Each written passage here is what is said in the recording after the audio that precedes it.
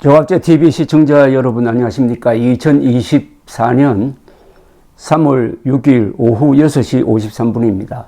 지금 의료 대란으로 치닫고 있는 정부의 의과대학 정원 확대 사태에 저음하여 윤석열 대통령이 계속 좀 격한 이야기를 하고 있습니다. 대통령이 이렇게 격한 이야기, 격정적 이야기를 하게 되면은 그 부하 공무원들은 거기에 플러스 알파를 해가지고 더 심하게 행동하다가 결국 큰 사고를 치게 됩니다. 문제는 윤석열 대통령이 지금 보고받고 있는 정보가 과연 정확하냐는 겁니다. 제2의 부산 엑스포 사태가 되는 것 아니냐 하는 걱정을 하게 되는 이유인 것입니다. 오늘 윤석열 대통령은 정부 세종청사에서 의사집단행동 중앙재난안전대책본부 회의를 주재하면서 국민의 건강과 생명을 위협하는 병원 운영 구조를 반드시 바로잡고 개혁한다고 했어요. 이 말이 너무 과격합니다. 국민의 건강과 생명을 위협하는 병원 운영 구조라고요? 아니, 한국의 병원은 지금 세계적인 평가를 받고 있는데 그 병원이 국민의 건강과 생명을 위협한다고요? 아니, 국민의 건강과 생명을 지켜주는 병원을 위협하는 병원이라고 이렇게 해놓으면은 이거 어떻게 되는 겁니까? 윤 대통령은 전국 47개 상급 종합병원의 경우 수련하는 전공의가 8,724명으로 전체 의사 23,284명 중 37.5%를 차지하는 데 대해 매우 기형적 구조라고 했습니다. 이어서 실제 전공의 근무 시간이 주당 77.7시간으로 지나치게 길다. 지금까지 대형 병원이 젊은 전공의들 희생에 과도하게 의존해 왔음을 알 수 있다. 특히 필수 의료 과목은 이러한 현상이 더욱 심해 필수 분야 인력난의 주요 원인이 되기도 한다고 했습니다. 그러면서 전문의 중심의 인력 구조로 바꿔나가는 한편 숙련된 진료 지원 간호사를 보다 적극적으로 활용하여 근본적 의료 전달 체계 개편도 함께 추진해 나가겠다고 했습니다. 야, 이렇게 되면은 지금 의과대학 정원 확대의 목표가 뭔지 아주 애매모호해지는 정도가 아니라 이게 현재의 세계 최고 수준으로 평가받고 있는 한국의 의료 체계를 완전히 뒤엎어버리겠다는 건지. 전공의가 8,724명으로 전체 의사 중에서 37.5%를 차지하는데 이게 기형적 구조라고 했어요. 아니, 이게 기형적 구조이면은 지금까지 우리 종합병원에서 치료한 게 기형적 결과였어요. 기형적 결과 아니잖아요. 세계 최고의 수준을 드러냈고 지난 코로나 사태 때 증명된 바가 있지 않습니까? 어떻게 이걸 기형적 구조라고 단정을 합니까? 기형적 구조다. 37.5%를 전공의가 차지하면은 기형적 구조고, 그럼 10%를 차지하면은 기형적 구조가 아닌 게 되는 게 아니고, 이렇게 함으로써 그 결과가 뭐였는지 그게 더 중요한 것 아닙니까? 그 결과는 이미 국내외로 입증된 것 아닙니까? 한국의 종합병원의 실력은 세계적 수준입니다. 이게 기형적 구조가 아니라는 이야기 아니겠습니까? 이 보도된 윤석열 대통령의 이야기를 듣고 있으면은 전공의 비중이 크기 때문에 그런 종합병원은 국민의 생명을 위협하는 것이다. 이렇게 이해를 하게 됩니다. 아니, 전공의가 많은 것하고 국민의 생명을 위협하는 것하고 무슨 상관관계가 있습니까? 전공의가 많다고 칩시다. 많다면은 한국적 현상에서 의료보험 수가를 더 올릴 수는 없으니까 최소한의 경비로서 의료 인력을 관리하려다가 보니까 값이 산 말하자면 봉급이 좀 낮아도 되는 전공의를 많이 채용한 것 아닙니까? 이 문제를 해결하려면은 정부가 나서가지고 종합병원에 보조금을 주든지 아니면 의료 수가를 높여야 됩니다. 이건 돈의 문제입니다.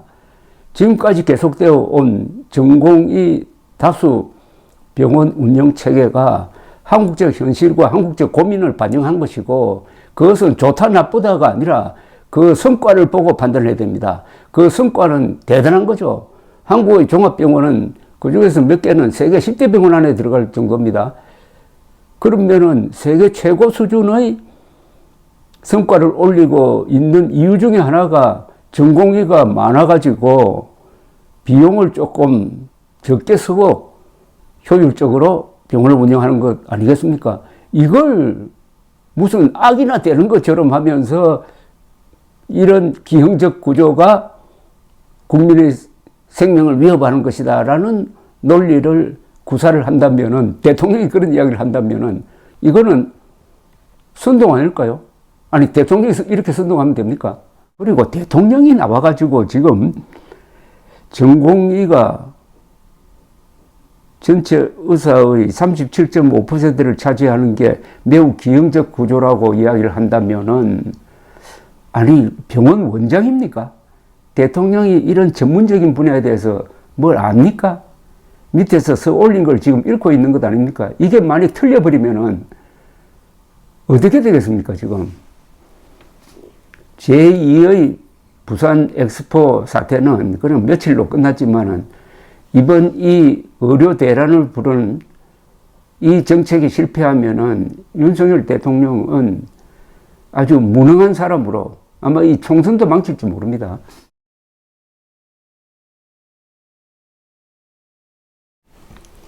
주수호 대한의사협회 비상대책위원회 언론홍보위원장이 오늘 오전 의료법 위반 등 혐의로 조사를 받기 위해서 서울경찰청 반부패 공공범죄수사대에 출석을 했는데 집단사직 공모 혐의 등을 받고 있습니다.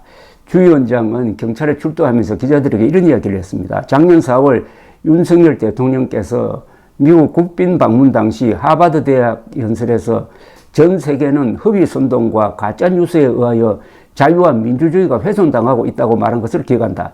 우리 의사들은 오늘날 우리 의사들의 이런 저항이 가짜 뉴스와 허위 선동에 맞서 싸우는 운동이라고 생각한다고 했습니다.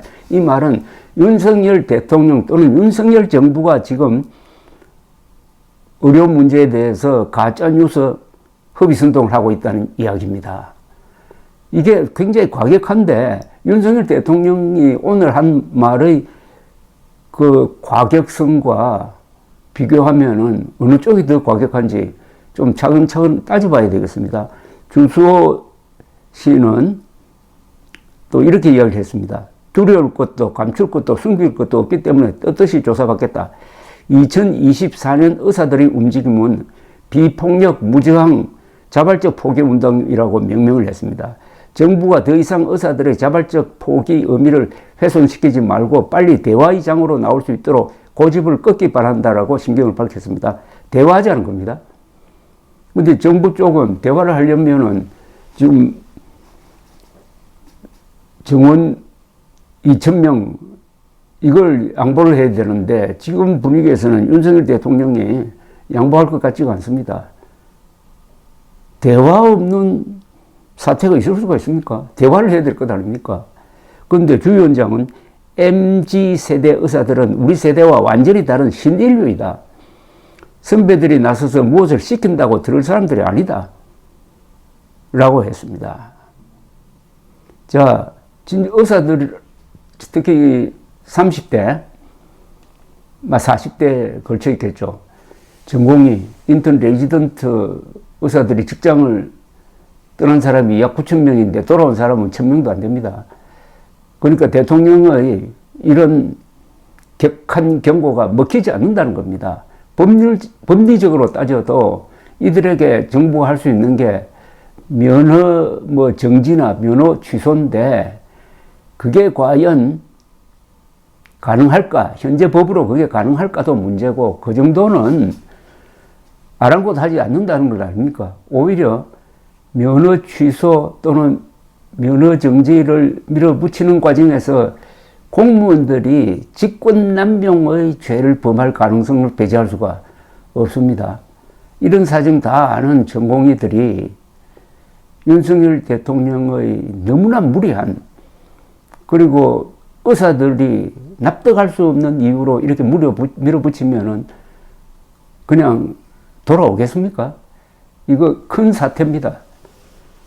국민의 생명과 안전을 볼모로 잡은 도박을 하는 사람이 윤석열 대통령인지 의사들인지 아마 머지않아 국민들도 알게 될 것입니다. 감사합니다.